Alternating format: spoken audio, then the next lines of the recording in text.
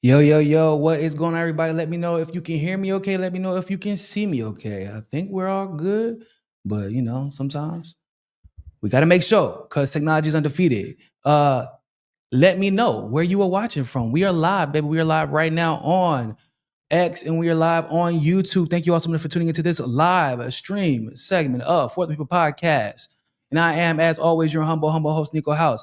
I actually wasn't even going to live stream today, man, but there was so much crazy stuff going on in the world, man. There's so much stuff crazy, so much crazy stuff going on in the news. I was like, I think I'm gonna have to go ahead and knock one out today because there's some stuff I got to get off my chest. It's been one of those weeks, man. It really has. And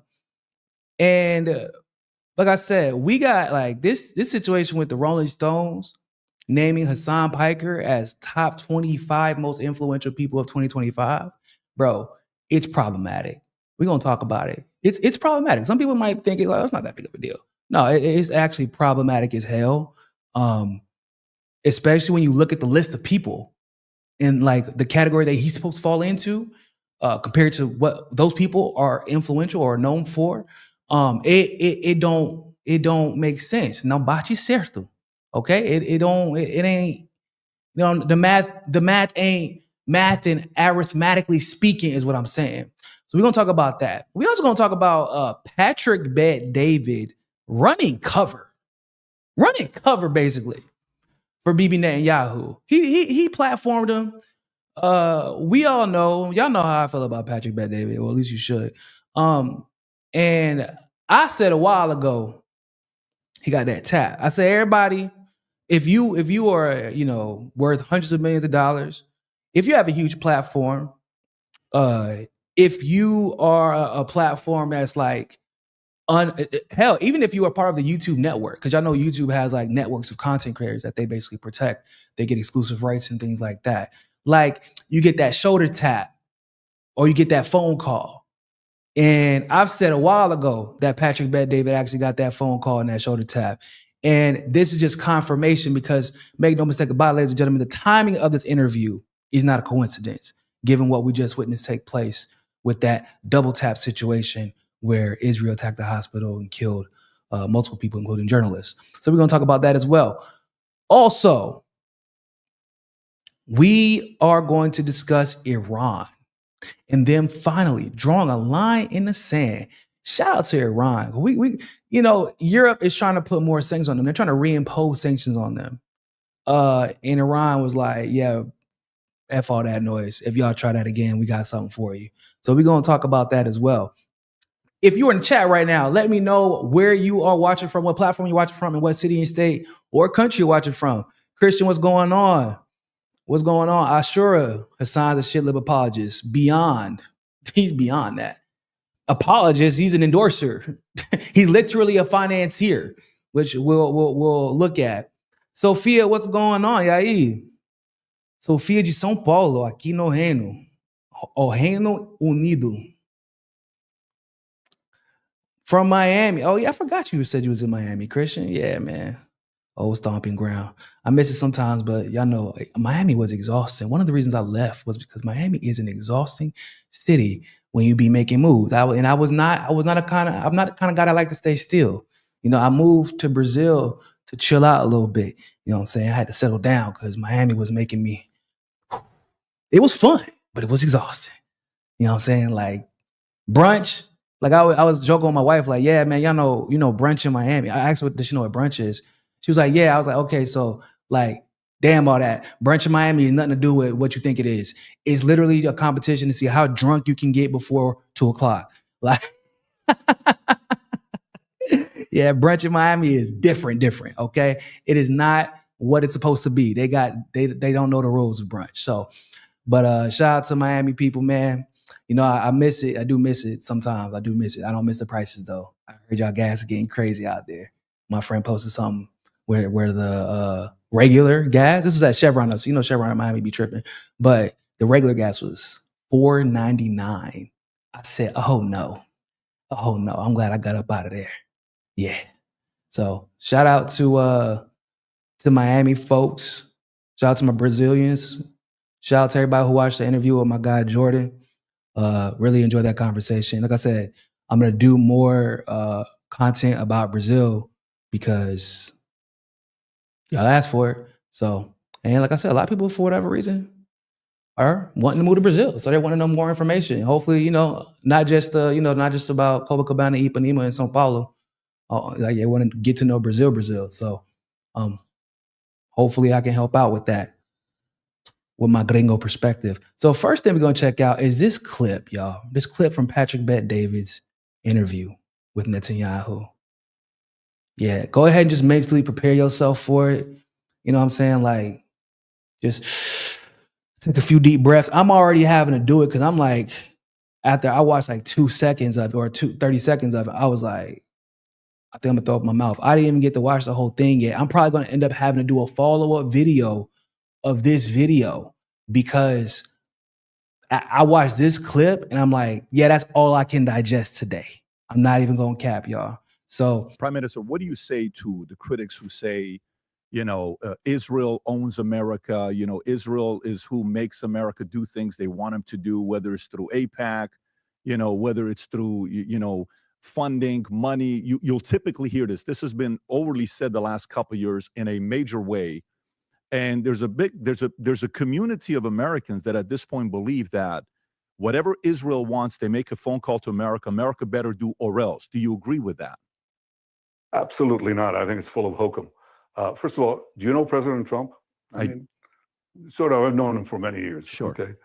You don't make him do anything. He does what he thinks is in America's interest, and he's very forceful about it. When he sees allies who don't step up to the plate, he's not shy about saying it. And we have a different relationship altogether. It's not one of coercion or manipulation. It's one of common interests and common values. And I think that people understand that because Israel is different. It really is. We know that we have to fight for ourselves, and we do. So first of all, let me just go ahead and make the most obvious statement. He immediately starts gaslighting us as if Trump is the only and ultimate decision maker on anything regarding Israel, or if Trump has been the president of the United States and has been responsible for the United States relationship with Israel for like the last, 70 years. This genocide didn't even start under Trump. He's like, oh man, Trump, like, come on, man. Yeah, man. Yeah, let me go ahead and kiss Trump's ass real quick. Get that out the way. Yeah, okay, what about Biden? He didn't have anything to say about it. Which was on purpose, because he don't want people to remember that this genocide, like I said, they're building the parking lot right now under Trump, but the demolition commenced under Biden. And it's important to remember that it's the demolition commenced under Democrats. And they financed it happily. Okay? So he like I said, 30 minutes into this 5-minute clip, I was already disgusted. So like I said, I'm gonna have to watch the rest of the interview later, but Lord, baby Jesus, y'all see where this is headed. When we fight for ourselves, we fight for you too. Because we fight Iran. Iran tried to murder President Trump, not once, but twice. Bruh. No, there's no proof of that. There's no evidence of it. And they're literally, I've said this over and over and over again, Iran has literally killed 0 Americans, which is more than we can say about Israel, and obviously more than what the U.S. can say in regards to Iran. Iran, has never killed an American. This is a fact. Iran killed and wounded thousands of Americans with their IEDs, explosive devices, in Iraq and Afghanistan. Okay, once again, that's a lie. Do you know who? First of all, y'all are aware that we created Al-Qaeda, okay? And we created the Taliban, and we're responsible for ISIS. And IED, for those of you who don't know, stands for improvised explosive device. Do you know who taught these terrorist organizations how to make IEDs? Don't worry, I won't even have to make you wait that long. It was the US military. It literally was us. We taught them how to use what was around them and make improvised explosive devices But it was not to fight us. It was to fight against governments that we didn't like. And then they used that knowledge in training that we gave them against us, which is a pattern that we've seen repeated throughout history. That has nothing to do with Iran. And the fact that Patrick Bet David just sat there and let him lie, because we've seen other conversations where Patrick Bet David actually acknowledges the U.S.'s responsibility for creating terrorist organizations. But because of his own animosity against Iran, this disdain that he has against Iran based off of this experience that he had supposedly when he was like 7 fucking years old, he won't even stand up to nor correct Bibi Netanyahu, as he is blatantly lying in his fucking face to his audience using his platform to do so.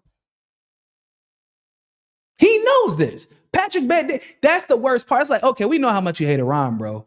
But you're going to sit here and let this man claim that it was Iran funding those terrorist organizations. It was Iran that created those terrorist organizations. It was Iran who created those IEDs when we were the one. Everybody knows that we were the ones who taught them how to make IEDs. Anybody who was part of the military knows anyway. Anybody who's done their research knows. It's a fact, y'all. Iran literally erases terrorism. They fight terrorism. They challenge terrorism in Iraq. Iraq at one point was ISIS free, was Al Qaeda free because of Iran, because of Soleimani. Then we assassinated Soleimani and then terrorists started to come back. I want to be very clear about that. Iran does not fund terrorism. They're too busy fighting it because those terrorists generally are used to prop up governments that fight against Iran and undermine Iran. Patrick Bet David knows this. He might claim that they fund Hamas, and he considers Hamas a terrorist organization, but I don't consider them a terrorist organization. He might say, oh, they help fund Hezbollah. Hezbollah is a government of Lebanon. It is a governmental, it's literally a political party. It's not a terrorist organization. Just because you don't like them and they're Arabic does not mean they're terrorists. But Patrick Bet David is fully aware that those terrorist organizations were created by the United States. And he sits here and lets them lie. Why? Tap on that shoulder, bro. I told you. Everybody gets it. When you get to that level, everybody gets it. Killed 241 Marines in Beirut. They bomb your embassies. They burn American flags. They have mobs chanting, death to America, death to America. So when we fight Iran, we're not just fighting our war, we're fighting your war, but we are fighting that war here in the Middle East. And let me tell you what would happen. And as someone who had been in the Middle East as a child, I think you can appreciate this. It's not only we who are threatened by Iran, it's our Arab neighbors too. They know that Iran wants to conquer them, pillage their oil fields, take over the Middle East, the maritime. I need y'all to... Yo, I want y'all to understand that this man is saying this in the context of Israel, not even a year, 2, 3. Well, yeah, they've been there for a while, but like even recently, y'all, conquering basically and setting up shop in Syria to do what? For the oil. Okay, this is in the context of Netanyahu not doing an interview, just doing an interview, what, 3 weeks ago, basically? Not even 3 weeks ago. I think it was like 2 weeks ago, where he acknowledges his goal is to achieve greater Israel, which effectively means he has to do what? Conquer a lot of the Middle East. Jordan, Palestine, Lebanon, Egypt, or at least parts of Egypt, parts of Saudi Arabia. He said that. He's like, our Arab neighbors know that Iran is trying to conquer the Middle East. No, they're not. If Iran wanted to conquer the Middle East, they could have done so already. Iran's goal is clearly to stop Israel from trying to conquer the Middle East, because you can't go, like, bro, it seems like every single day, if you really search, like every single day, you would find that Israel has bombed somebody. If it isn't Gaza, it's the West Bank. If it isn't the West Bank, it's Syria. If it isn't Syria, it's Lebanon. If it isn't Lebanon, it's Iran. If it isn't Iran, it's Iraq. Every single day, bro. Like since I've started paying more attention to Syria, Lebanon, Iraq, Iran, like every single day you see or read something about Israel bombing one of those areas. But it's Iran that actually wants to take over the Middle East. Okay. But you hear Patrick Bet-David just silent. Prime routes that control world trade. So they know that. But if you look at who's actually fighting Iran, it's Israel. It's Israel. Our brave That's soldiers true. are That's incredibly the only brave honest thing he soldiers. said. And this tiny country, you know, President Trump asked me, how do you guys do this? I mean, you're such a small country, you know, we're the size of New Jersey, bigger than Rhode Island, but that's it. We're slightly smaller than New Jersey. And we take on this enormous empire with all its proxies, this anti-American empire. Now Iran is an empire. Wow. I didn't know Iran had military bases in 70% of the countries around the world. I didn't know that. It's Iran the empire, guys. We were sorely mistaken. That threatens to kill the president and chance death to America. How do you do this? What? It was Iran that threatened to kill our president? Because I could have sworn it was our president that threatened to kill the leader of Iran. That's so weird how like events get so mixed up in your mind sometimes. It sounds like the other person is just a fucking liar who is making everything up off the top of his head and is just saying untrue things because he knows the interviewer won't challenge him. It's crazy how things get mixed up like that. But, you know, I'm getting old. I got white in my beard. Now my kid's making me stressed out. So maybe that's it. Maybe my memory just getting bad and I'm just confusing events. That could be it. And I said, well, you know, you're like an enormous lion, almost like a prehistoric saber-toothed tiger. You're enormous. We're not, but we are, you know, we're the, you know, the badger, you know, this little animal. Absolutely. Badger. And you see a badger being, you know, some tiger or lioness is trying to kill it, and it sort of turns around. It has very sharp teeth, and it knows how to go to the weakness points, you know, to the points of vulnerability of the enemy. And you see these things. You know, I watch NGO Wild when my wife lets me because she likes to watch cooking shows. Okay. So late at night, after we have this argument, we settle on some compromise. And on Nat Geo Wild, I see these films of this badger, this tiny creature, it's about this big, taking on a lion, and the lion runs away. So Israel is the badger of the international scene. It has. I don't know if y'all have caught on to this shit. I was letting it play to see if anybody realized this shit. Do y'all remember the original question? The original question is, does Israel influence the United States and force them to do what they want them to do via AIPAC, other means? He said, do you know Trump? Oh, also the things that we do are actually for America, or things that we do like, yeah, it's in America's interest. We're fighting Iraq for you, and something about Iraq and Afghanistan, two places that we wouldn't have been in if it wasn't for Israel, actually. But you know, that's neither here nor there. He actually has not answered the question yet. And now he's talking about a fucking lion and a badger. I believe he's talking about the honey badger, really. That's the thing he's talking about. But yo, that was three minutes. We're 3 minutes, 37 seconds in. This boy still hasn't answered the question. And now we're talking about him laying in his bed, watching the damn Discovery Channel on Animal Planet, talking about a honey badger. Okay. The fortitude, the will to fight our enemies because of our history, because for so long we didn't have a state, we didn't have an army, we didn't have the ability to defend ourselves, which culminated in this crescendo of massacres that culminated in the worst massacre of them all, the Holocaust, in which a third of our people were annihilated. We have that in our bones, in our hearts, in our soul, and we fight.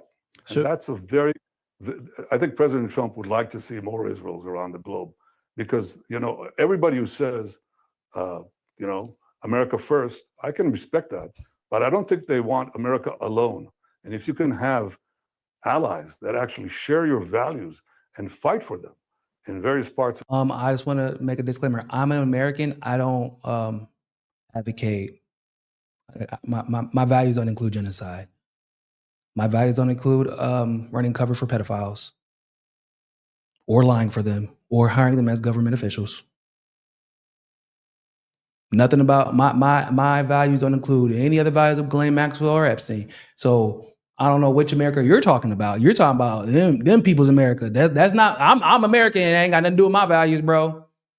Just want to make that disclaimer because they like to throw that around loose. We got common shared values. No, we do not, sir. America's a pretty shit country, and by American standards, this genocide is fucking horrific.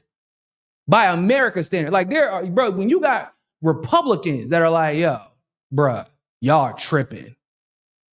Y'all are wild. When you got Republicans giving a damn about what's happening to Arab Muslims in a faraway land, when it's been Republican standard policy to destroy Muslims. It's the same Republicans that watch hundreds of thousands of Iraqis and Afghans die and wanted more.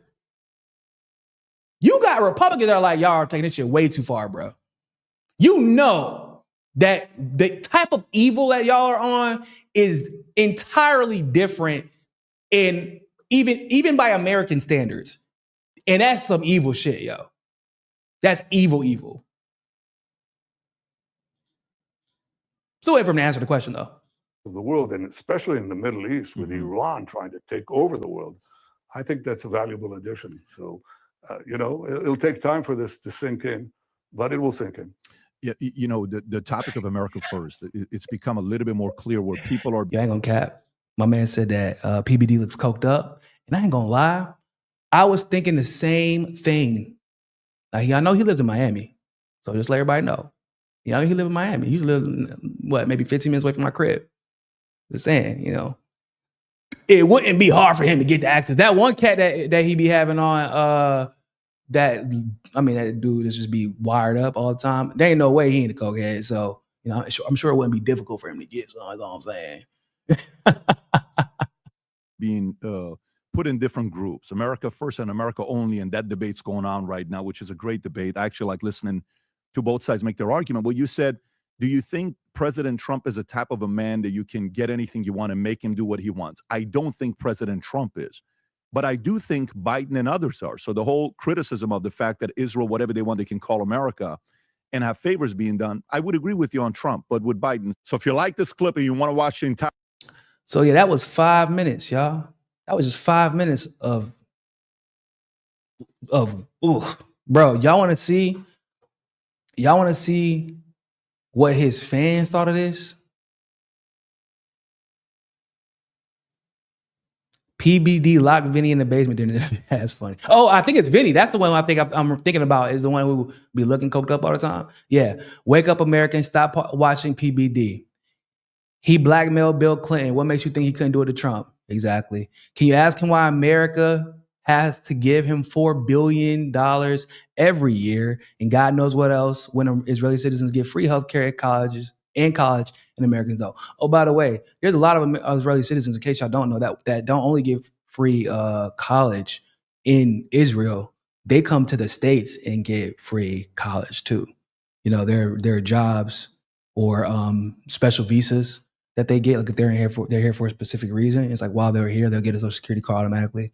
I know somebody got 2 credit cards with Bank of America, came in with a 700 credit score. Yeah, that's facts. Let everybody know. This man is proof evil exists. Patrick Bet David really sold out. Vinny should be doing this interview. You can see the smirk in Netanyahu's face. He's obviously lying. Anybody have the thumbs down count? PBD is hell-bent on losing viewers.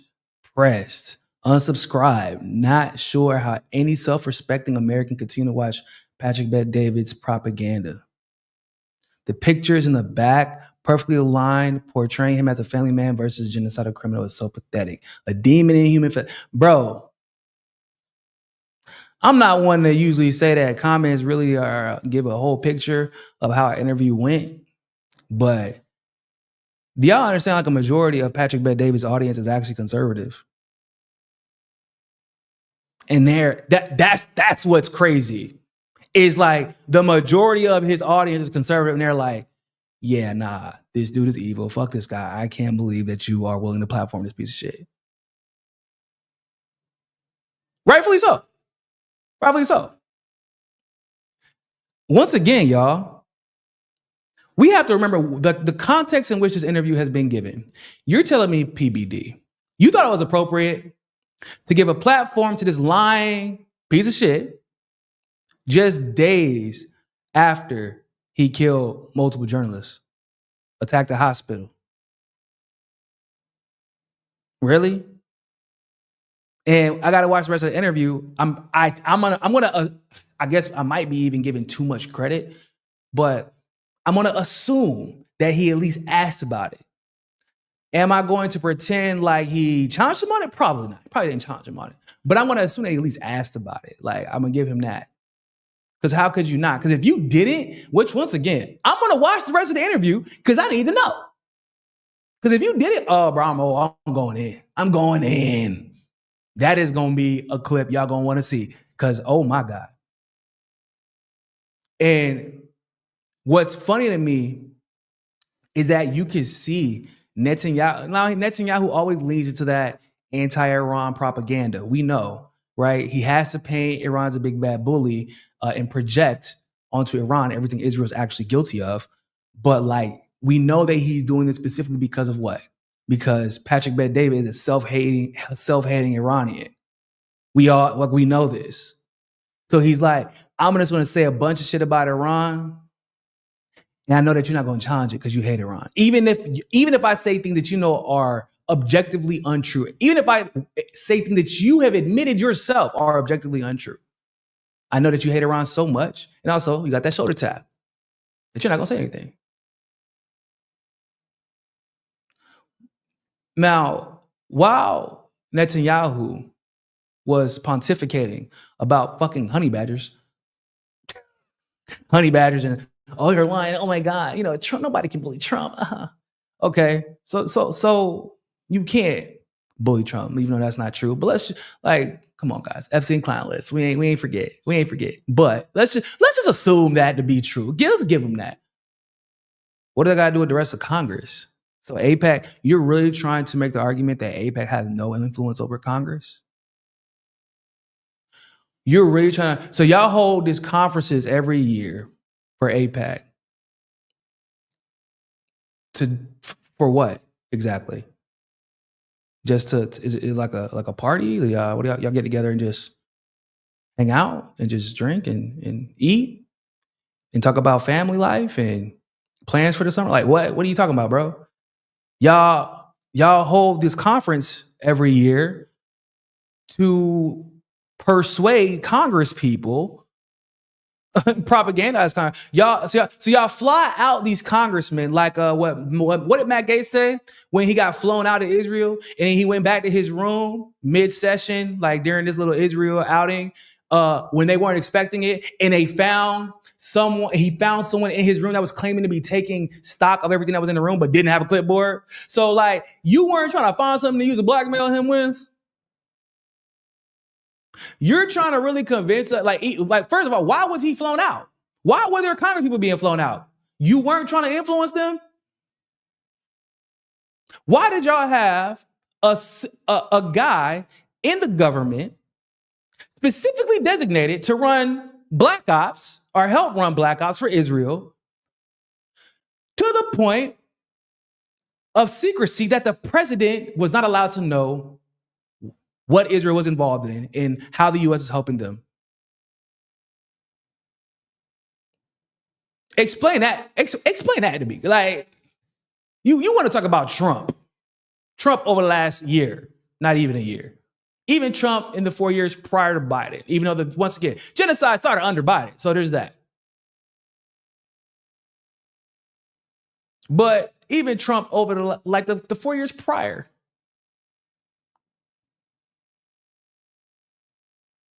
If we gave you Trump can't be manipulated and influenced, which is untrue, we've witnessed it in real time. Even if we gave you that, bro, we ain't gonna talk about Ghislaine Maxwell. We're not gonna talk about Robert Maxwell. We're not gonna talk about Epstein. We're not going to talk about the fact that you helped overthrow the Syrian government, and now you're actually helping. The Syrian government is actually killing. They're doing almost everything that they accused. Well, when I say government, I use that term loosely. The Syrian regime, it is actually a regime now, a dictatorial regime. They're basically engaging in everything that y'all accused Assad of doing. And America, instead of punishing them, they're actually rewarding them. They lifted sanctions. Why? Because Israel got the government they want. Instead of punishing Israel for invading Syria, America just acting like it ain't happening. Because, literally, they were already engaged in Syria prior. They were already bombing Syria prior. Then they put troops on the ground. It literally shut up shop. And America's like, yeah, that's cool, whatever. That's fine. Y'all are killing international aid workers, and America does nothing about it. And we're supposed to believe you killing international aid workers, some of which, by the way, have been American. Like I said, Israel has killed far more Americans than Iran has. And we're supposed to believe that everyone is looking the other way because something Iran. We're supposed to believe everyone's looking the other way because Trump can't be bullied. And therefore, all of Congress and the Senate can't be bullied either, even though we literally have, or bought off, even though we have an organization that's literally dedicated to doing just that. I'm supposed to believe that they can't be bought. Okay, so y'all saw that interview with Megyn Kelly and Marjorie Taylor Greene. I don't know if y'all saw it. And I want to play it here because I think that I could get hit with a copyright strike. I'm not sure because she's on Sirius XM. But basically, Megyn Kelly sat down with Marjorie Taylor Greene. And it was a very interesting exchange because Marjorie Taylor Greene was basically explaining, that Israel's guilty of a genocide, which is true. And Megyn Kelly kind of, I feel like she wasn't going to say it, but she ended up saying it because Marjorie Taylor Greene made her comfortable with saying it. And she said, yeah, man, I'm not going to lie to you. It's getting really uncomfortable because if I mention something that isn't like in line, directly 100% in line with what Israel and AIPAC want me to say, I'm getting phone calls now. I'm getting phone calls from Israel like, yo, what's going on? Like, even though she, for the most part, stays in line with the Israel message, or at least up until this point, has stayed in line with the Israel message. If she says something like, starving babies is bad, like she'll get a phone call. Even if she doesn't say, necessarily that, it's Israel starving them on purpose. Just even acknowledging the fact that there are people dying of starvation and malnutrition, she get a phone call. She's been getting invites to Israel. She says she's never gone. But she says it is very unsettling and very unnerving in that she feels the pressure.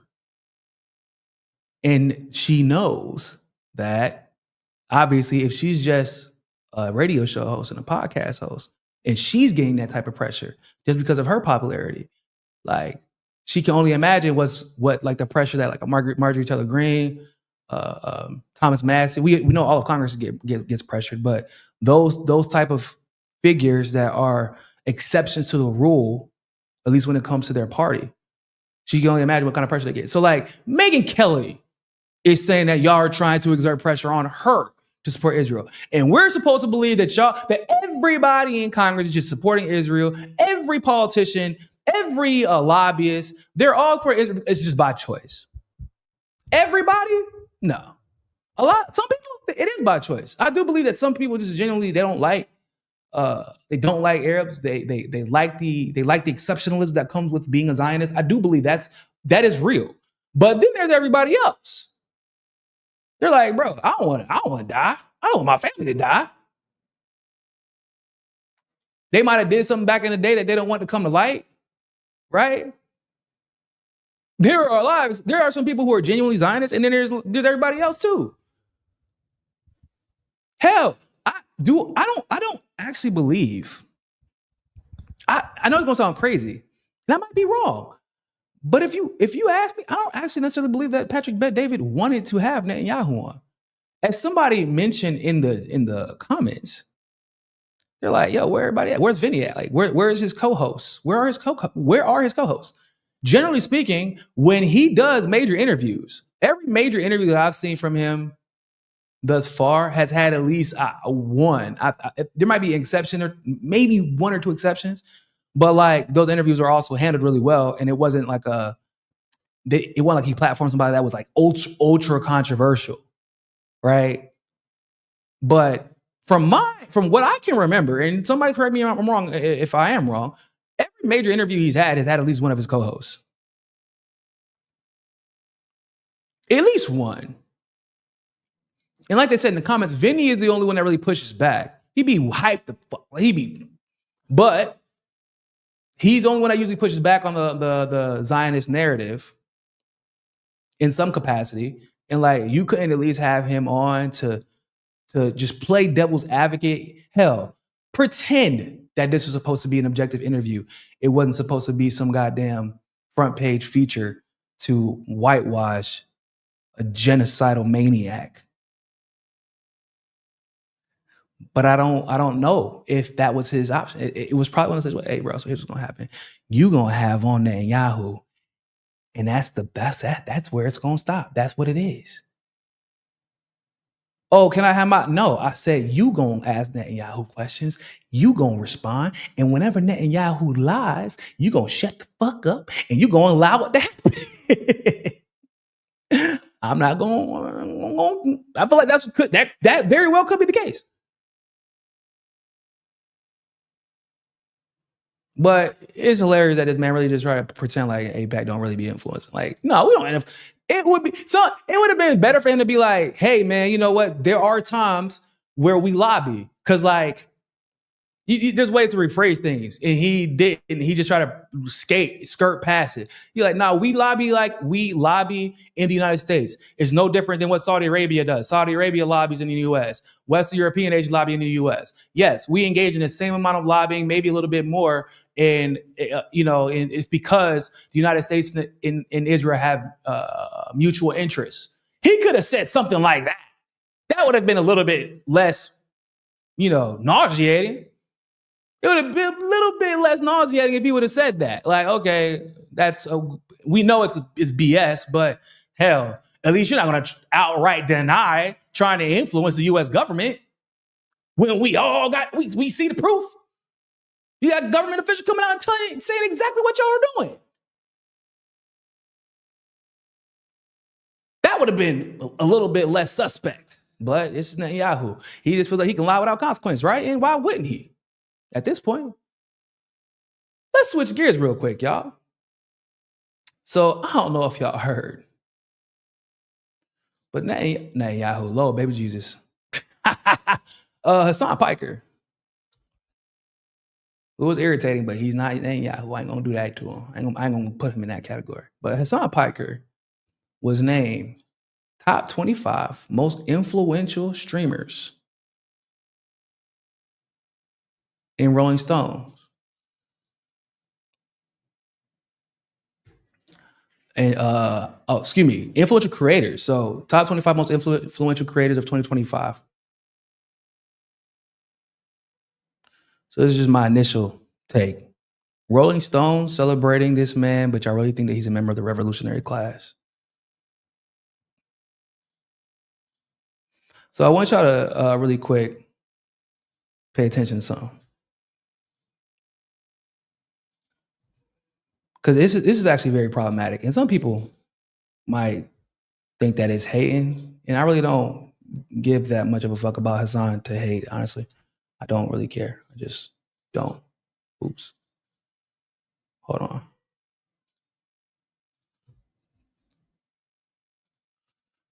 But I do care about the movement. I understand what influence does. I've watched influence in the right time, at the right moment, destroy movements. I've been in this long enough to see it happen.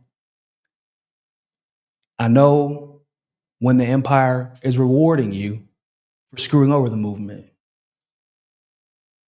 And Hasan has been a beneficiary of that. Hasan, which I'll point out, has been one of the most problematic people. If you consider yourself a socialist, so people know, I don't put myself into the category of socialists and communists, even though I support, I would say the majority of most socialist or communist policies. But the reason why is because I believe every country generally has to kind of observe its situation in a vacuum and do what's best for that nation based off of the resources available to them and their alliances. And I don't really have a name for that. I just call it common sense policies. However, I know that capitalism is shit and it doesn't work. I do know that. And I do know that communism generally tends to work, especially if your country has an abundance of resources. And as far as the actual electoral process is concerned and the way that the power structure is formed under a communist or a socialist government and the way things are distributed, that makes more sense than what the hell capitalism has shown thus far. Like I tweeted the other day, I can't actually think of a single point in history where capitalism has worked for the majority of America that in a way, at least at any point in time where an entire group was excluded from capitalism when that majority was thriving. The only time you can think of a time where the majority was thriving is it's like the majority of whites because the country is majority white. And that's like, it's like a small majority, a simple majority, if you will. But like, if you look at the other groups, they weren't thriving at all, right? If you look at individuals, it was like white men in a very specific class. So capitalism is trash. Now, socialism has become popular largely because of Bernie in 2016, and not necessarily Bernie himself, but people doing their own research. People discovering socialism and communism, discovering the lies that have been put out against socialism and communism, propaganda put out against socialism and communism, and then looking at where it's worked and the fact that a lot of the time, the empire interferes with communist or socialist governments, like genuine communist socialist governments, because of how successful they are and because they are not allied with the United States or the empire. And then whenever allied powers actually engage in socialist policies, the US doesn't do anything about it. They let it slide, let it ride. And you're like, hold on, are these socialist policies? Well, yeah, but they're our allies. And they at least participate in our imperialism or allow us to take advantage of them. So that's different. But in the case of like Maduro, which is a socialist government, they wanted to completely take over control of the oil supply and use it for the state. Iran, which was at one point, with Mossadegh, y'all know, they wanted to take control of their oil, use it for the benefit of the state, right? And what happened? So Hasan has rolled that wave, but it is actually, in my opinion, been detrimental to the actual socialist or communist movement. Why? Well, we're going to get into that. But first, let's check out this article. Because Rolling Stones, probably this article of most influential creators of 2025. And you'll look at a lot of people that you probably recognize. Drewski. Oh, man, Drewski's hilarious. I ain't gonna cap. Like, Drewski. I ain't really seen. It's rare that somebody seems born to do what they do, like just naturally. Drewski is a hilarious ass dude. Castanet, I rock with, hard body. Mr. Beast, he's from North Carolina. He's actually from the same city as a couple of my friends. I feel like he might be like low key right now, like kind of like on some plan shit. Like he a little suspect. The come up I respect, but now it's a little bit different. Oh man, Speed, love Speed, bro. Love Speed. Y'all know I love Speed because Speed got famous for he been screaming Palestine since before it was cool. Like he like when people when Israelis or Zionists would come on his stream back in the day when he was like a kid, because y'all know he's still young. He was like a kid. And he was on TikTok and going live, and people would come on and they would be like, "Yo, you don't like Israel?" He'd be like, "Fuck Israel, free Philistine." He would always say it. But if you look at these people,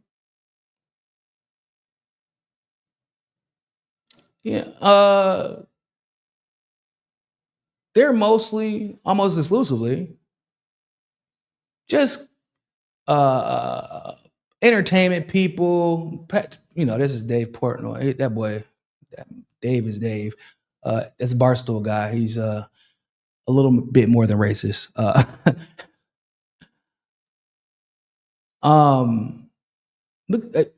Look, cooking creator, right? Lifestyle creator, comedian. Theo Von is Theo Von.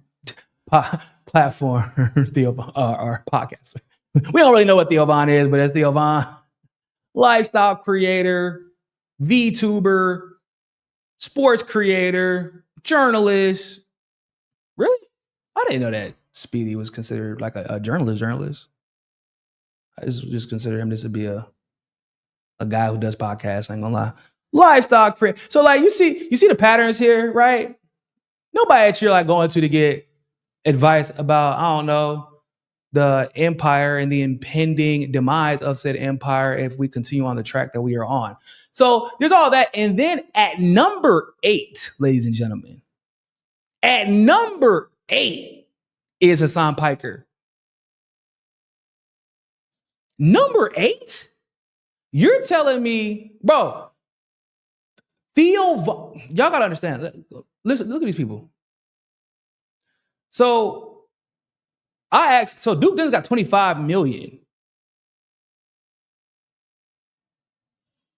Okay.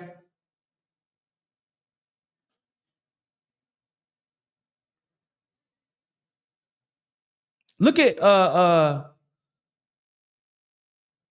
Duke Dennis. Actually, I thought had more subscribers, but he was actually part of a major publication prior to that. Maybe with 9 million. Theo Von, I would have actually thought was higher. He's 19, 26.3 million. 19, number 19, people. Basically, it's Hasan Piker at number 8, and then it gets like to the Mr. Beast, right? Like you're telling it's Hasan Piker, and then Mr. I don't know who Caleb Heron is. Hasan Piker, and then like Mr. Beast, Kai Cenat, Drewski, and ISO Speed. Shout out to Speed for being number 1. That's like an objective fact. But you feel me? Like y'all do understand that's a huge ass red flag. Because if you're allegedly a revolutionary, if you're allegedly a socialist or a communist, as he claims to be, you don't get rewarded by the empire by being featured in magazines like Rolling Stone. And the moment someone is rewarded by the empire while claiming to be your ally in this revolutionary era that we've found ourselves in, this era of independence, whether it be more right-leaning or left-leaning. If someone is being rewarded because, for example, no cap, I'll probably put Tucker Carlson above Hasan if we're going to include influential people of 2025. How do you not include the guy who interviewed Vladimir Putin in the middle of the Ukraine? Like, everybody has been trying to get that interview, and Tucker Carlson got it. That ain't no Zoran Mamdani, bro. That ain't playing video games with AOC. That is Vladimir Putin. And because of that interview, a lot of people completely changed the way they view the conflict between Russia and Ukraine and changed the way they view Vladimir Putin entirely. But that interview was considered controversial by the empire because they didn't want people to change the way that they viewed Vladimir Putin. They needed people to continue to hate Vladimir Putin.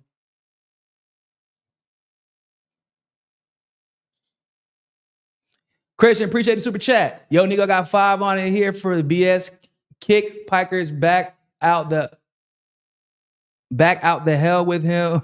Oh, the hell with him and his cousin and TYT sheepdogging people right back into the DNC. Facts. You say I'm out of sync? Am I out of sync for everybody? Or was it like a little glitch?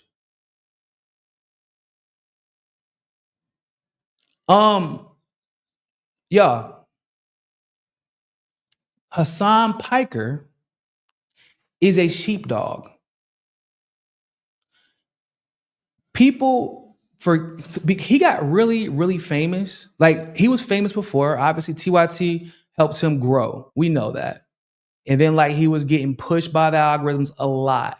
We know that. Okay, cool. But then there was this period since October 7th that because Hasan Piker was on the right side of history before the elections could come and kind of expose him like they normally would, he got 2 clean years of just being able to talk about Palestine. And there are a lot of people, by the way, who've gotten really famous because of that. A lot of people's problematic stances have been washed away by the genocide in Palestine because they happen to take the obviously right position, which is genocide is evil. Now, for those who got the obvious position correct, which was genocide is evil, who were already huge, those people who were huge became massive. And those people who were huge then became massive and kept getting that position mostly right, got even bigger when they were still willing to toe the line when it came to the Democratic Party or the Republican Party. You get what I'm saying, guys? Okay. For example, here's Hasan at a DSA convention with Emma Vigilant, of all people. Yeah, that's just off rip. That's just a bad look. But hey, tour conference. This is Emma at the tour conference. Yes. This is her tour conference. Look, I'm a dues-paying member of DSA. I encourage everybody to sign Dues-paying up to DSA if member. you haven't already. Although if they're watching your stream, they probably have. I think we got. Oh, we got photos. We Oh got- shit! All right. No. It's fine. No, stay. I'm alright. saying. I was pointing to that to be like, no, there's a lot of DSA dues signing members here. I know. But if you're on stream and you haven't done it yet, like I don't do much, like what do you call canvassing or any other work like that. But I do pay my dues, and everybody should because it helps organize. Hell yeah! How was your birthday? Tour conference. so This is Emma at the tour conference. now here's the deal, guys. Is there anything inherently wrong with supporting DSA? Actually, yeah, there is. If you're DSA is shit, you're a shit organization. But like, is there anything wrong inherently with him being like, oh yeah, give your money to DSA? Well, no, I guess if you weren't calling yourself a revolutionary, if your actions didn't follow up, like if you didn't follow up that kind of comment with like, I don't know, interviews with Bernie Sanders or interviews with AOC, softball interviews. Like, why are you complicit in genocide interviews? Right? But like, you are telling people to donate their hard-earned money to DSA, which we know will never elect a genuine socialist, who will never elect a genuine communist. They will only elect or endorse whom? Democrats. In fact, ladies and gentlemen, do y'all know when's the last time the DSA actually endorsed somebody who was not a Democrat? Out of curiosity. Because I can't think of a time. I remember so there were a lot of people during 2016 that became members of the DSA because of Bernie Sanders. Right? A lot of people, y'all. I mean, a lot. Who we thought that DSA was, for the most part good, even if some of the chapters of DSA were problematic. And then people were like, well, why don't you endorse this Green Party candidate?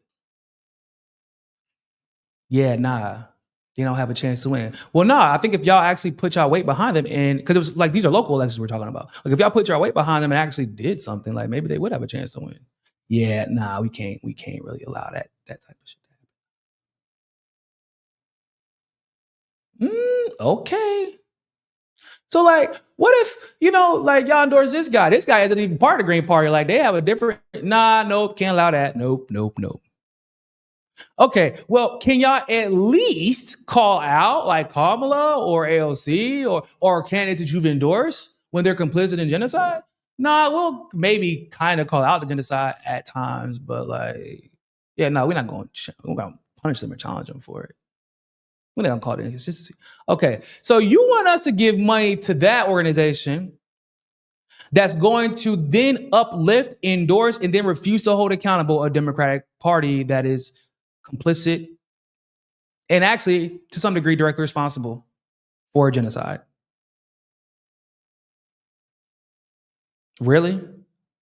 When we got people out here like Sabby and Nick and JB and Rome from Revolutionary Blackout Network out here holding mutual aid events. Sabby actually just did one in Boston.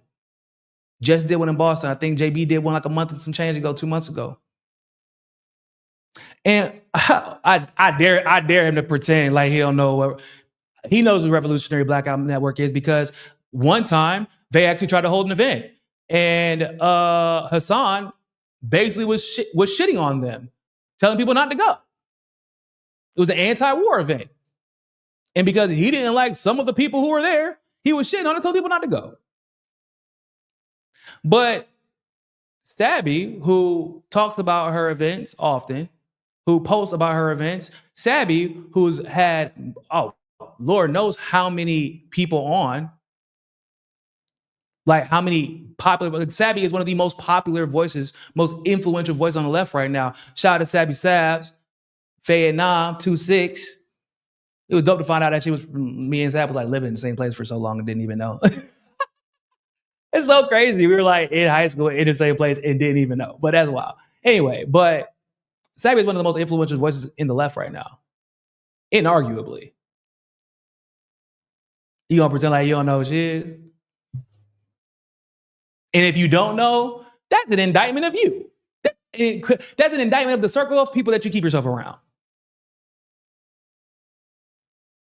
Normally, I might let it slide, but when you are, for example, Zoran Mamdani, didn't he say that he wasn't going to, he did not come out and say that he was going to not take any PAC money, that he was not going to say billionaire money. And I don't want to, there was a billionaire daughter who just gave money, and she lives in California, gave money to a super PAC for Zoran Mamdani. He can't, people are like, boy, it's not directed to his campaign. Yeah, but it's a super PAC for him. He has not rejected the super PAC. He is not called out the super PAC for taking billionaire money, and he did not reaffirm his stance. And he had the ability to do so because this was a viral moment. Zoran Mamdani has red flag after red flag after red flag, ideologically inconsistent. So what, and this is even before the interview, okay? He's had red flags. So what does Hasan do? Softball interview. When y'all remember whenever AOC was coming under fire because she did what? She voted to fund that Iron Dome. And then Hasan invites her on to do what? Play video games. Me and AOC are friends. Yay! In 2020, he was telling everybody to vote for Joe Biden. In 2024, he didn't tell people to vote for Kamala necessarily, but he voted for her. And then explained why she was going to lose, but like he still voted for her. In 2025, he is, just Mamdani. Okay, cool. So if you are that type of person that likes to engage in electoral politics, if you are the type of person that likes to criticize, rightfully so, the Democratic Party, neoliberals and neocons alike, okay. You know who's also running in a very important election against a Democrat who is pretending to be an ally of the people, but we know has been a direct negative impact on the people of his state?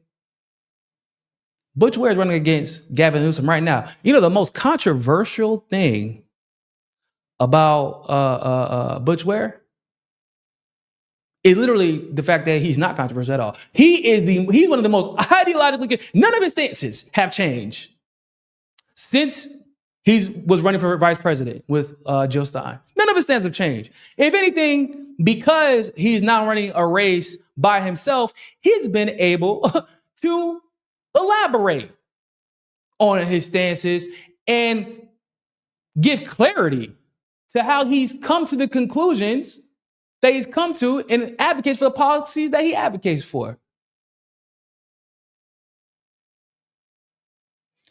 Butch Ware's not had to backtrack and explain himself since he's running for VP and now running for governor.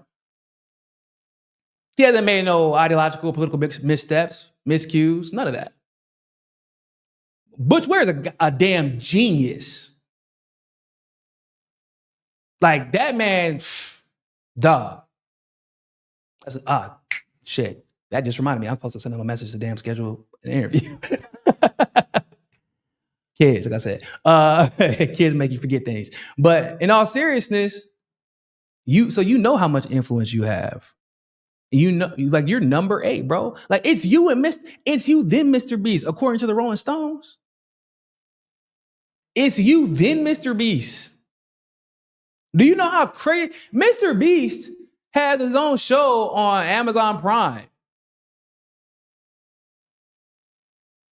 Mr. Beast has been around for like 20 years now, bruh. Something crazy like that. Like, I'm talking about like, he's had like 1 million subscribers for like 20, at least 1 million. He ain't just like some recent dude that came out of nowhere. Mr. Beast has been around since I was, in high school? Maybe, yeah, right around that time, about high school. He been around for a minute. It's you then, Mr. Beast. Damn. Imagine what you could do if you, I don't know, actually use some of that influence to give attention to actual revolutionaries, to actual socialists, to actual communists that you claim that you rock with, the ideology that you claim to support. But instead, you are giving softball interviews to AOC, softball interviews to like AOC, who had just funded the Iron Dome, softball interviews to Bernie, who up to that point had been basically complicit in genocide. I mean, he would still be rocking that Israel got the right to defend itself bullshit. He repeats that relentlessly. When actually they don't. What's crazy is they don't. And if you interview Butch Ware, he does an exemplary job explaining why they don't actually. You could have on Max Blumenthal. I mean, he's extremely popular as well. Hell, you could even bring on Glenn. I'm sure Glenn would love to have an exchange with you about whatever. Free speech. There's a lot of things that you could have on Tucker Carlson. Like y'all could go back and forth about whatever. Especially because y'all actually allegedly agree on this, like at least the majority of this Palestine situation. But you have an opportunity to educate him on things that he may not be educated on, and at least use your influence to push him or try to push him in one way or the other, one direction or the other. Like, you have the ability to reach out to these people. Don't pretend like you don't, bro. We know listen, guys. I can keep it a band enough, and I know a lot of these people at least well enough to tell y'all, like, the clout chasing, these people love going on shows that are extremely popular, regardless of whether or not they disagree with the individual. Regardless of whether or not they agree with the individual. If they disagree, hell, sometimes they're even more willing to go on their show. Hasan is aware of this as well. There's nothing stopping him from having these individuals on. But one thing a leftist like Hasan is going to do, and I repeat, and I will never stop saying this because I've seen it over and over and over again. One thing a leftist like Hasan is never going to do, a leftist, quote unquote, is have somebody on that is to the left of him and is willing to challenge him. Especially if they're in that same sphere of influence, like if they're up there.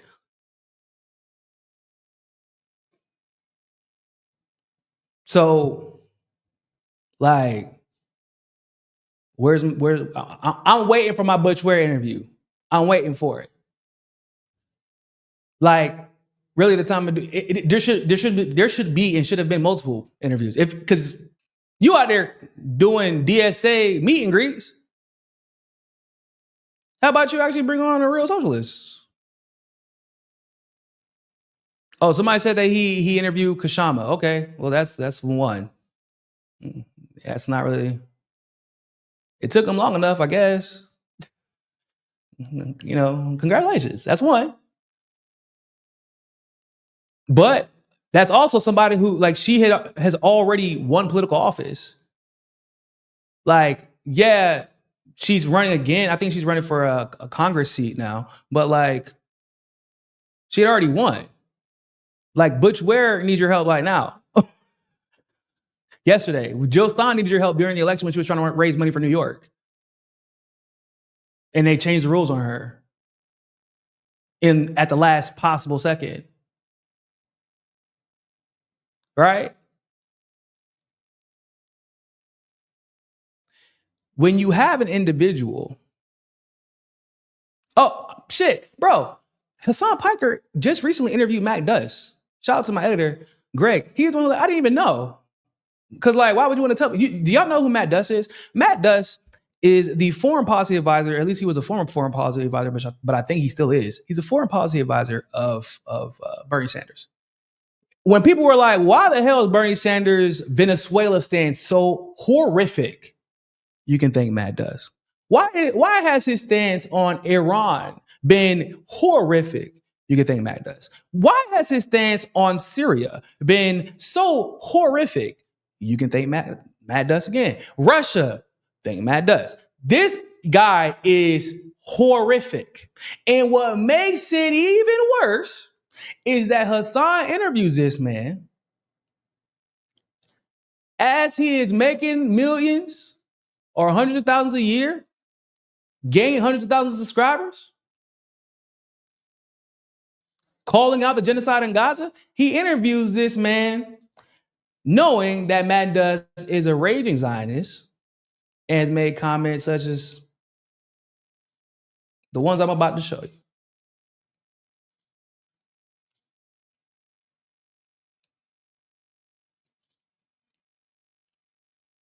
I'm gonna read some of them in case you can't see them. So this one person said, progressives, except for Jew hate, pure anti-Semitism on the purely anti-Israel left opinion, endorses peace 100%. Matt Duss again. What we actually witnessed was not the Palestinians mounting a violent struggle for justice, but a far-right theocratic organization committing mass murder in the name of blood and soil nationalism. Every word of this excellent Eric Lovett's piece. Denying the rape and sexual violence that Hamas committed on October 7th is disgusting. So is using that to excuse the humanitarian catastrophe Israel is intentionally inflicting on Palestinians.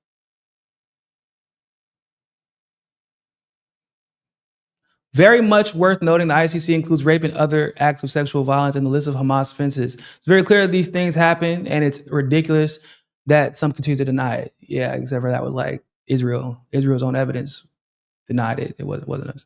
Yeah, so, ladies and gentlemen, Hasan literally just did an interview with that guy.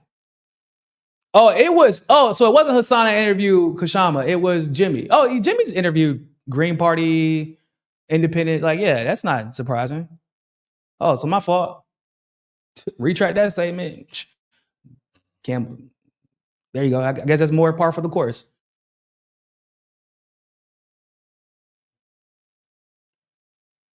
So, look. If this man calls himself a socialist, but when it comes to stand on business for actual, because we all know that socialism and communism is built from the bottom up. And when you're in a capitalist society, it's a lot of work to do, but it is built brick by brick. And this man is basically coming into the city, into the country with the ability to build skyscrapers for socialism, for this ideology that he purportedly supports. And what's he doing? He just laying in the beach instead, watching y'all try to lay bricks and then get ran over by the cars, really buses that are the Republican and Democratic parties, while he laying on the beach in the sand, collecting y'all insurance money after y'all get hit by the bus. He just, like I said, y'all, he made, God knows how much money off of this Palestinian struggle. God knows how much influence off of the genocide is happening in Palestine. And Hasan Piker is interviewing Matt Duss, a raging Zionist, doing softball interviews with Matt Duss, a raging Zionist. A raging Zionist who, a propósito, by the way, happens to have spoken out against literally every socialist or communist government that stands up to the empire that currently exists or has existed. But sure, I guess, he can keep playing cosplay communist, and Rolling Stones will keep, magazines like the Rolling Stones or platforms and publications like the Rolling Stones will keep giving him attention, and then people will still keep pretending like this isn't problematic, when we know damn well it is. It's problematic as hell. Because how can you build a genuine... I feel like it's like the difference between Trotsky and Stalin. Like, Trotsky was a plan. Y'all know that, right? But a lot of people, including Freda, the artist, by the way, or Frida, the artist, a lot of people believe Trotsky was the real deal. Because he spoke a good game 85 to 90% of the time. But the difference between Stalin and Trotsky by the end of the day, the reason, by the way, that the empire did not completely get its way after World War I in Russia and the rest of the world was because Stalin was the real deal. And Russia recognized that in time, even though the U.S. helped to initiate that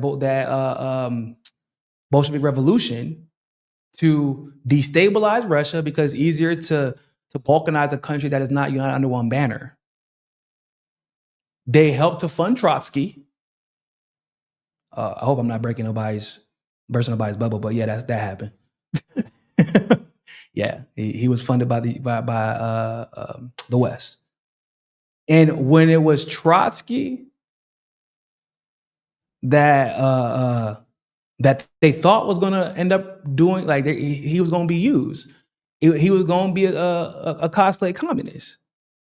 And then what happened? Stalin came in, and Russia was smart enough to recognize, yeah, that seems more like the real deal. And the rest is history. Stalin came in and kept Russia united and really messed up the plans for the U.S. overall, to be completely honest. Not just the U.S., but the entirety of the West. I guess probably more specifically at that time, it was more inconvenient for Great Britain than the U.S. Because it was Great Britain who wanted to start World War I at the beginning anyway. Because in part of they knew the only way they could win it was to wrap the U.S. back in to the Anglo Empire. So, yeah. So I would put somebody, for example, like Hasan in the Trotsky category. And I would put somebody like Nick Cruz from Revolutionary Blackout Network or Rome from RBN. I would put them in like the Stalin category. Like there's this real deal on the ground, skin in the game. You're not being brought out on war tours. You're not getting invited by these Western countries because they know that you're not with the bullshit. They know that you actually are advocating on behalf of the people, that you're not going to do their bidding, you're going to do what's best for your country. No matter how, in Rome, we know how much, if y'all don't know how much Rome has done for people, bro, Rome has gone broke.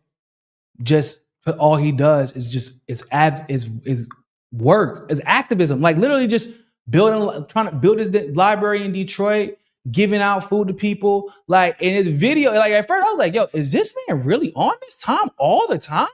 How is he not going? And actually, he is stressed regularly. He talks about it often. It's mentally taxing for him. It's emotionally taxing for him. And he still does it. Like, up to this day, I get pissed at that more people do not have Rome on to talk about the work that he does in the streets.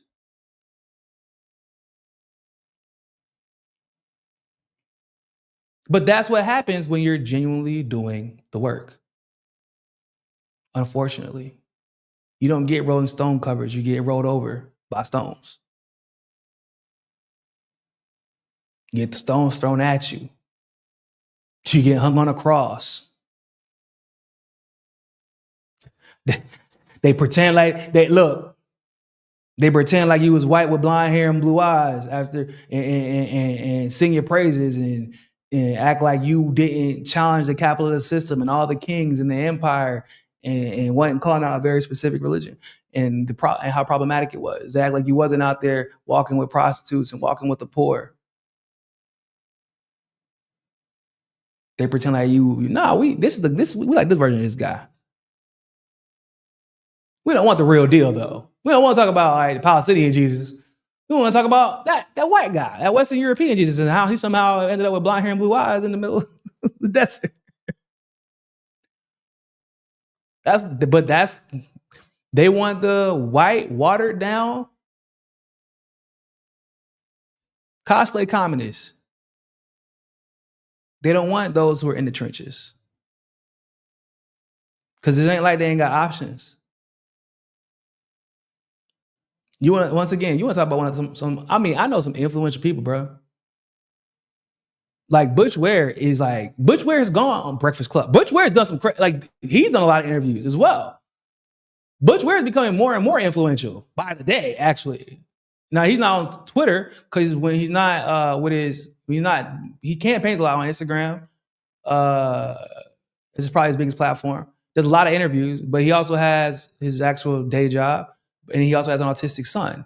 So he don't got time to be on Twitter going back and forth over BS every day. I feel him. You gotta let something go. But Butch Ware's up there. If you ever go to Instagram, go look at Butch Ware. Boy, that man, he runs up numbers quick. If Butch Ware decided to start a podcast, but would somebody like Hasan have on Butch Ware if he started a podcast? Hell no. Oh God, no. Because if Butch Ware, Butch Ware's the type of person that will call you out, but respectfully so. Not like Cornell West, my brother. He ain't gonna call you his brother when you on some shit. But he'll call you out respectfully, but it's gonna get called out. It's gonna get called out. If you want some BS, it's gonna get called out.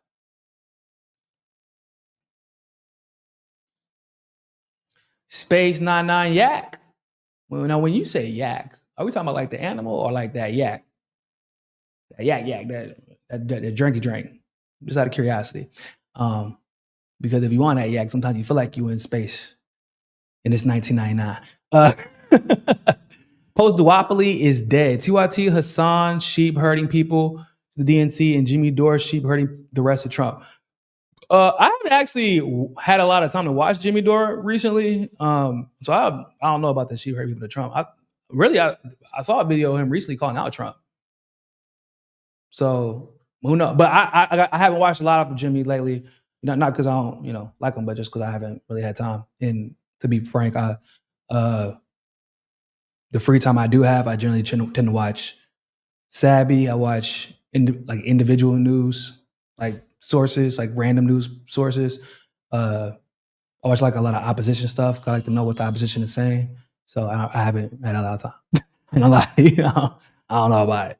I watch Sabby. I watch Nick because that's my hotspot brother, and so we try to stay in lockstep with one another for the content that we're putting out. And I basically just look for stuff for hotspot. So I don't really know about that, but I don't want to say that the post-duopoly is dead because I feel like post-duopoly is growing, and Hasan's job, in my opinion, is to stop the post-duopoly movement from growing. I do Dissidents as well. Actually, I do get a chance to watch when I do get some free time. I watch Do Dissidents as well. Do Dissidents as a shit. I watch Kit sometimes too when I get a chance. But our time, like our time difference is weird, so I don't really get to see him as much as I would like to. But when I can, I like to watch Kit too. But Sabby just so happens to stream at a time at night when my kids are like calming down. So I actually get to sit down and do I watch it while I'm going to the gym or like something like that. So and Sabby covers a lot in her live stream. So, but yeah, the post-duopoly movement is flourishing and is doing better than it ever has, which is why you're seeing, in my opinion, Hasan get more attention than he ever had. Like Hasan has even gotten to the point where he has to pretend that he's not a Democratic sheepdog. He's trying to do better at it, but at the end of the day, we know who he answers to, which is why all of a sudden you see Matt Duss on. Like what? Why? Why would? Yeah, Hasan, you get a little bit too radical, bro. Bring it back. Every time that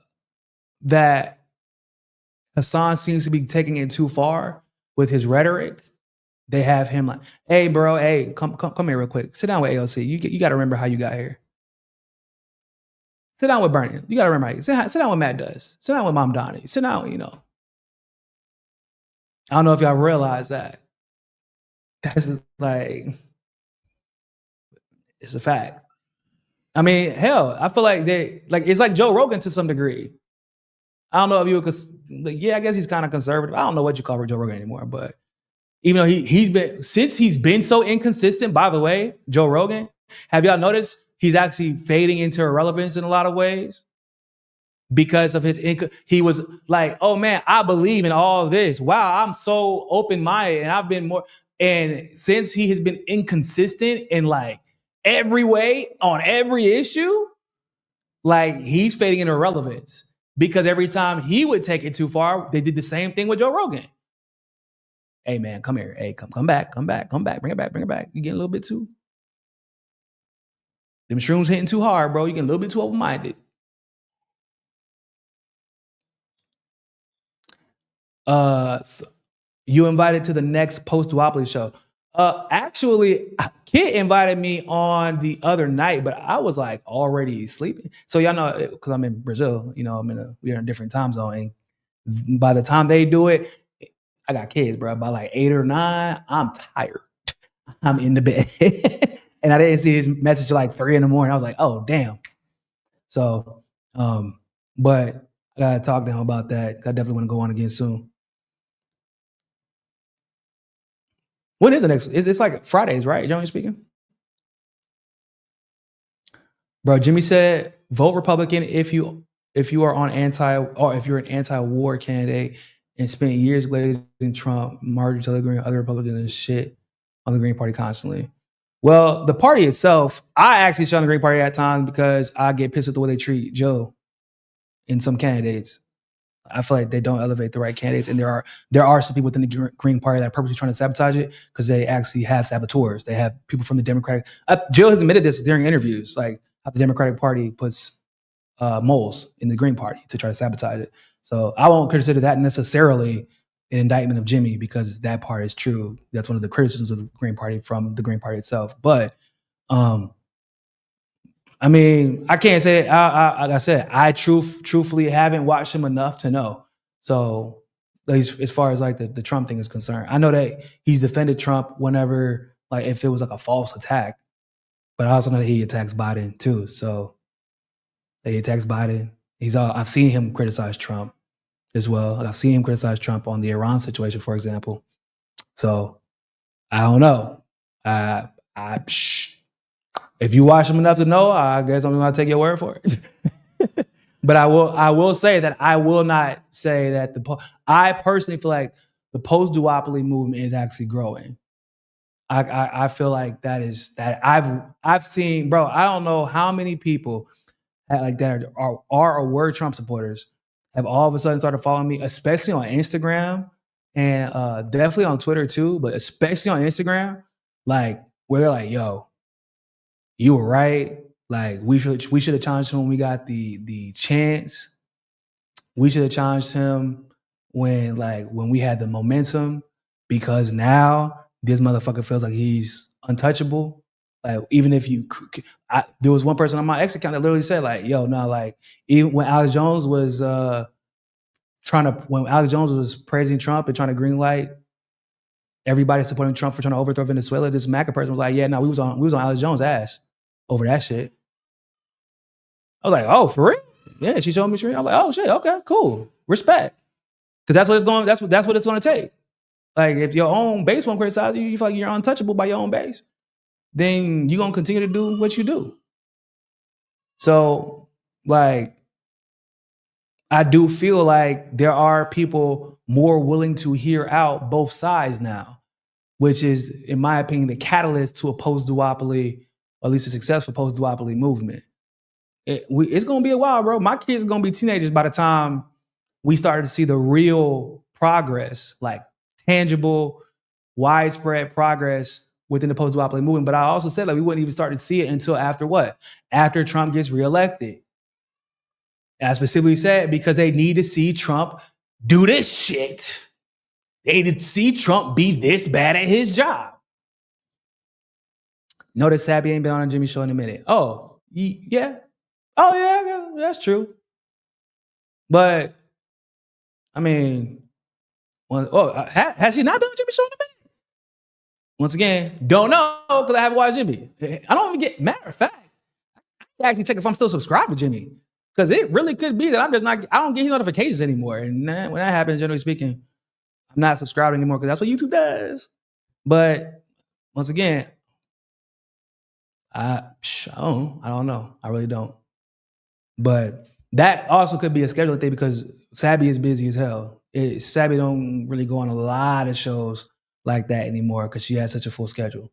So if the schedules don't really match up, then I wouldn't expect her to go on. Just to be, I'm her friend, so that's all. It could literally just be like, yeah, they don't. But now I have noticed, for example, Jimmy hasn't been on Sabby's show in a while, which is probably more significant than the reverse, because I'm sure Sabby probably at some point has invited him on. So because Sabby tries to do the rounds with everybody that considers themselves to be post-duopoly. So that's probably more significant, but who knows? But it's a good question.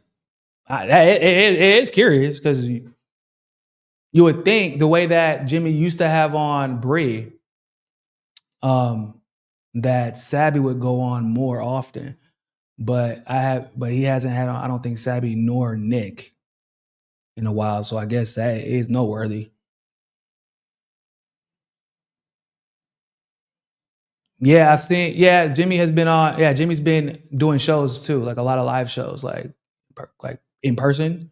So like they have their schedules are off. I see that like the Due Dissidence crew acts when they co-host, like they usually have guests on more than Jimmy does, to my knowledge. So it literally could be a scheduling thing. So I don't want to jump to conclusions. So, but truthfully speaking, I have not watched enough Jimmy as of late, at least when Jimmy is on, to know to confirm or deny anything that you are claiming. So I can just say that I personally believe that the post-duopoly movement in and of itself is growing. And I feel like that's why people like Hasan are getting uplifted. And I feel like to some degree, like on the right, that's why like Alex Jones got boosted and was allowed to come back. I said that the only reason Alex Jones will be allowed to come back is if it was to serve his masters. And effectively, it's what he's been doing.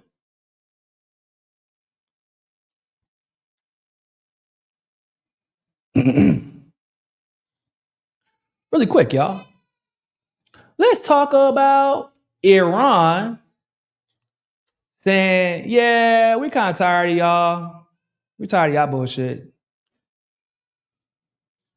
So, for those of you who do not know, Iran and Europe have been having talks as of late.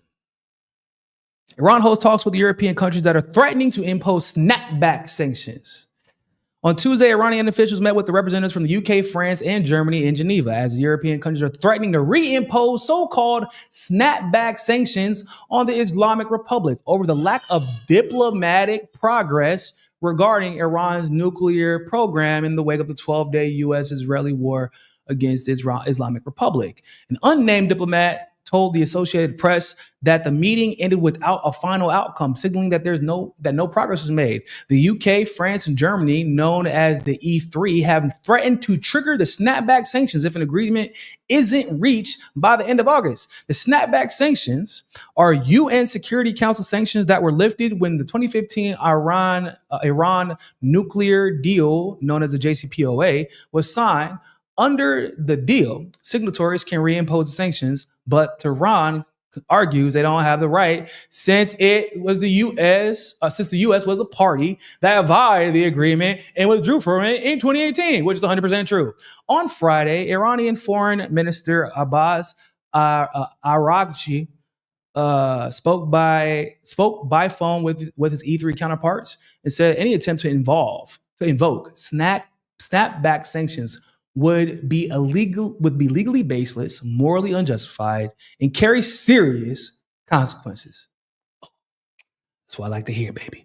Iranian officials have warned that if snapback sanctions are reimposed, Tehran may withdraw from the nuclear the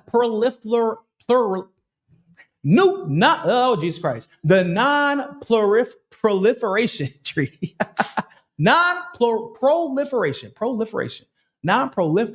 treaty. Man, I say that shit like 10 times fast. If they try to reimpose snapback sanctions, Iran may withdraw from the non-proliferation treaty.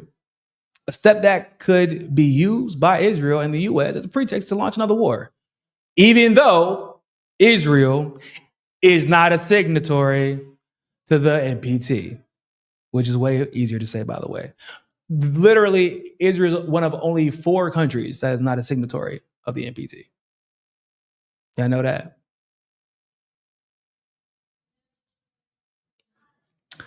The E3 countries want Iran to resume nuclear talks with the U.S., but Iran, what nuclear talks?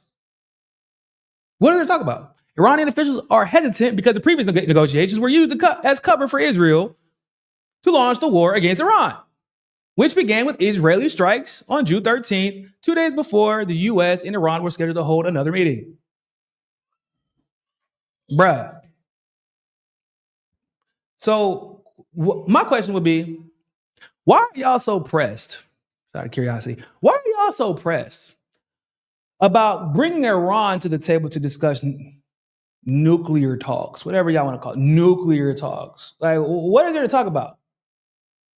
Israel made up lies. The U.S. even made up lies about Iran having nuclear weapons that they didn't have. They attacked Iran illegally. The U.S. helped. Okay. And Iran busted that ass, right? Let's call it what it was. Iron Dome turned into plastic. Israel found out Iran has hypersonic missiles and that Iron Dome was worthless when it really came down to it. We also found out, by the way, that Israel was hiding military facilities in civilian areas, and they didn't want people posting videos about it. We also found out, once again, Israel used the U.S.-Iran negotiations as cover to initiate that strike to catch Iran off guard. We also know Israel had nuclear weapons. We also know that Israel is not even part of the NPT, and there's not been any pressure to make them part of the NPT.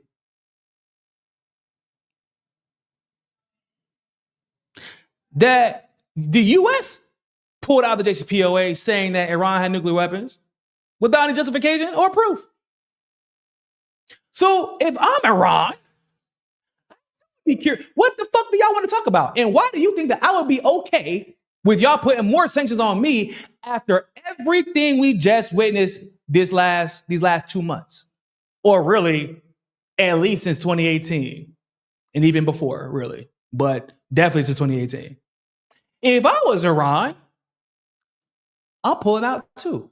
Because y'all have to understand, the NPT is about not just uranium, or the enrichment of uranium, but also the use of it. The JCPOA is about putting limitations on the nuclear uranium, regardless of, like, it's not supposed to be used to make nuclear weapons, and that's what the JCPOA was for in the case of Iran. But the NPT is specifically, hey man, like, if you don't got nuclear weapons, you're not gonna make any, right? You're not gonna exchange or buy nuclear weapons from another country, etc. Like, if the JCPOA is already out the door, Iran has already decided we're going to increase our nuclear enrichment, and then they explicitly state we're pulling out of the NPT. That's not. Y'all understand? Like, that's not the JCPOA. That's them saying, yeah, we wish y'all motherfuckers would. Please give us a reason, because we already got this hypersonic missiles. Y'all really don't even know what we got in our bags. Y'all don't know. But I'll tell you what we do. I'll tell you what we do have. We do got the capability. We've been playing by the rules. We have been nice.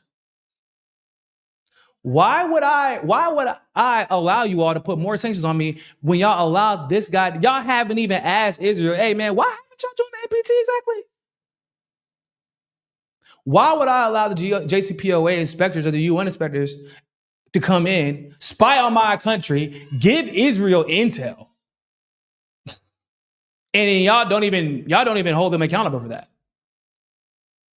But y'all want to keep asking me, why won't we come to the table? Y'all want to figure out why we haven't made a deal. Y'all want to figure out why we don't got nothing to say to y'all until you show us that this double standard will be eliminated. And if y'all put sanctions on after they just, I mean, bro, y'all found out car bombs were planted, that there were spies, terrorists, insurgents implanted into Iran months, if not years, before this 12-day attack, which means Israel had been planning this regardless of what happened, like regardless of if there was an agreement that was reached. Israel attacking civilians when they claimed that it was the nuclear facilities that they wanted, but they're attacking media offices or media studios and shit, news offices, apartment buildings, trying to target where journalists are at. We're seeing journalists have to leave in the middle of their damn interviews. But y'all, okay. I keep like, yo, Iran, because of their religion, that is what has not disallowed them, but that is why they have not, that's why they've chosen not to engage in creating nuclear arms. Because obviously nuclear arms, I mean, there is no way to launch a nuclear weapon without a collateral damage. There's no way. Not just to people, but to the environment. Right? All of it. There is no going back. But don't confuse what, like, we choose not to and like we can't do it. Don't confuse cooperative with submissive. I feel like Russia's had to have this conversation regularly over the last several years. Iran has had to have this conversation regularly over the last several years. And I truly believe that both of them are getting to the end of their ropes, and both of them are about to have to just show motherfuckers what time it is.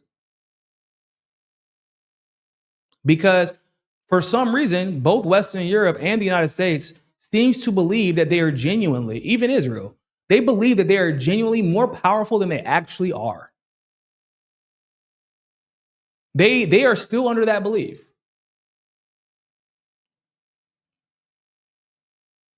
And it's just not true, guys. It's simply just not the case. Like, Israel stopped attacking Iran after the US attacked. But like, it was because Iran responded to the US and they said, we'll consider the matter settled as long as the US doesn't do anything else stupid. As long as Israel respects, what they were calling the end of the conflict. And both the US and Israel stopped again. And I've said multiple times what? The United States doesn't want smoke with Israel. With Iran. The United States does not want smoke with Iran. Not really. But Israel knows they can't win a war against Iran without the US's help. But the US knows they can't beat Iran, not by themselves. And everybody knows Iran, if that war is actually fought, Iran not fighting by themselves. There was a lot of probing that went on during those 12 days. And Iran didn't launch that hypersonic the first day, the second day, the third day, the fourth day, the fifth, like the 8th or 9th day. Remember, it was before the US attacked. And in my opinion, that was partially what led the US to get involved, because they were like, oh shit, I did not know they had that type of attack. Yeah, they do. Because China, on a slick, had been sending them pieces of these hypersonic missiles and have been helping them, because China also needs to test their technology, even though they're not going to give them the real, because, you can't share all your secrets, but they gave them enough. And Iran was able to do that much damage and penetrate Israel that easily with a fraction of Chinese maximum capabilities. So imagine that.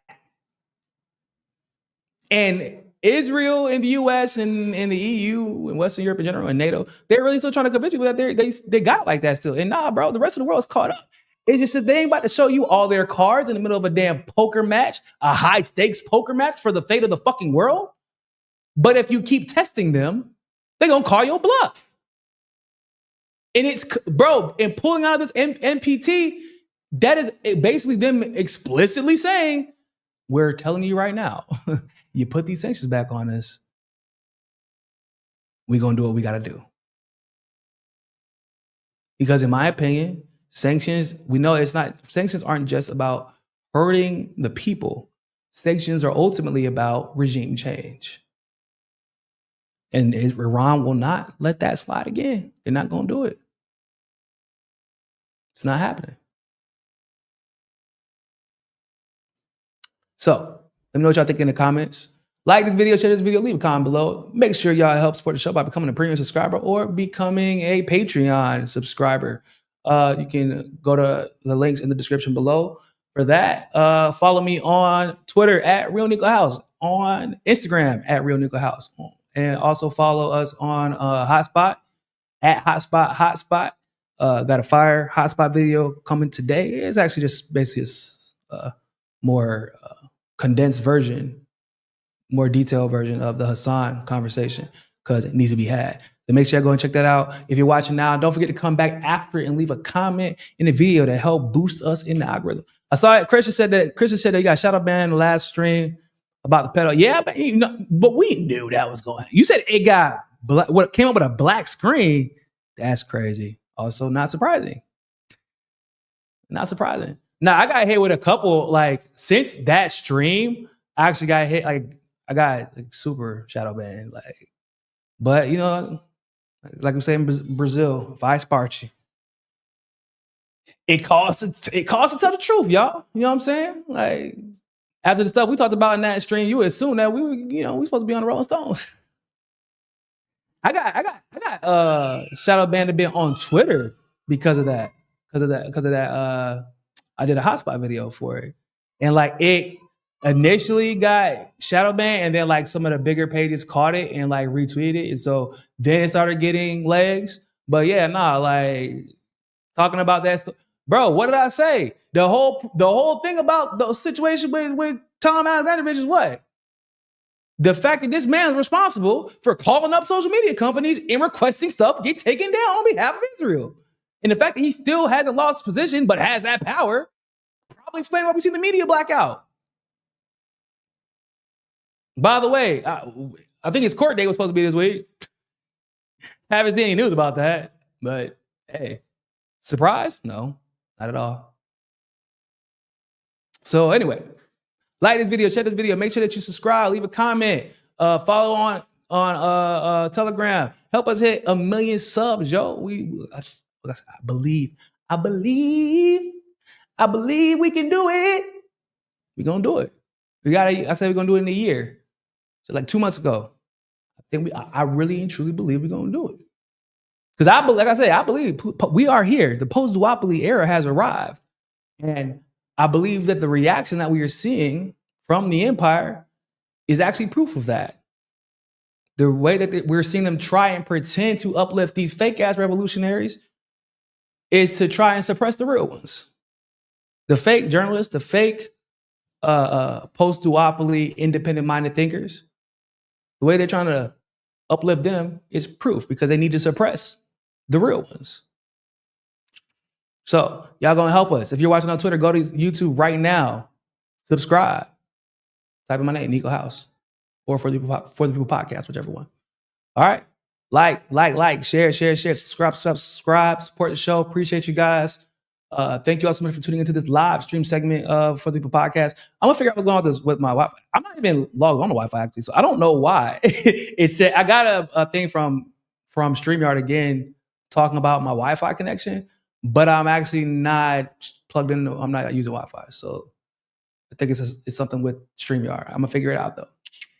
All right. Appreciate y'all letting me know. Other than that, ladies and gentlemen, thank y'all so much for tuning into this live stream segment of For the People Podcast. Like, share, subscribe, but always remember, more than anything else, find your balance. Peace.